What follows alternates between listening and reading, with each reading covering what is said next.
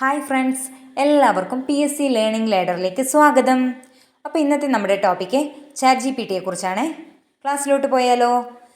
ChatGPTയുടെ ഉപജ്ഞാതാവ് എലോൺ മസ്കിൻ്റെ ഉടമസ്ഥതയിലുള്ള open AI എന്ന കമ്പനിയാണ്. GPT-യുടെ പൂർണ്ണരൂപം ജനറേറ്റീവ് പ്രീ ട്രെയിൻഡ് ട്രാൻസ്ഫോമർ.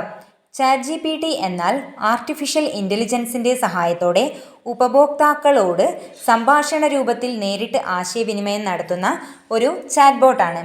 മനുഷ്യഭാഷ മനസ്സിലാക്കാനും അതേ ഭാഷയിൽ നമ്മളോട് ഇങ്ങോട്ട് സംവദിക്കാനും ChatGPTക്ക് കഴിയും.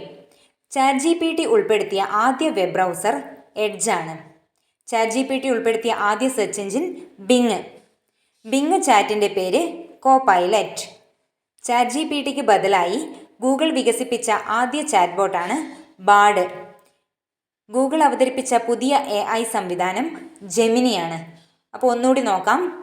ChatGPT ഉൾപ്പെടുത്തിയ ആദ്യ വെബ് ബ്രൗസർ എഡ്ജ്, ChatGPT ഉൾപ്പെടുത്തിയ ആദ്യ സെർച്ച് എഞ്ചിൻ ബിങ് ചാറ്റിൻ്റെ പേര് കോപൈലറ്റ്, ChatGPTക്ക് ബദലായി ഗൂഗിൾ വികസിപ്പിച്ച ആദ്യ ചാറ്റ്ബോട്ട് ബാർഡ്, ഗൂഗിൾ അവതരിപ്പിച്ച പുതിയ AI സംവിധാനം ജെമിനി.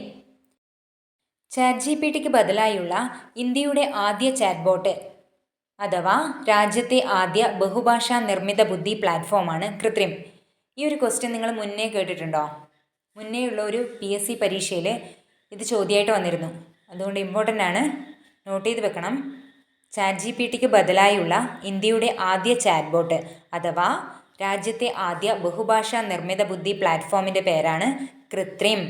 ChatGPTക്ക് ബദലായി ബോംബെ ഇന്ത്യൻ ഇൻസ്റ്റിറ്റ്യൂട്ട് ഓഫ് ടെക്നോളജിയുമായി സഹകരിച്ച് റിലയൻസ് വികസിപ്പിച്ച പ്ലാറ്റ്ഫോമിൻ്റെ പേരാണ് ഭാരത് GPT.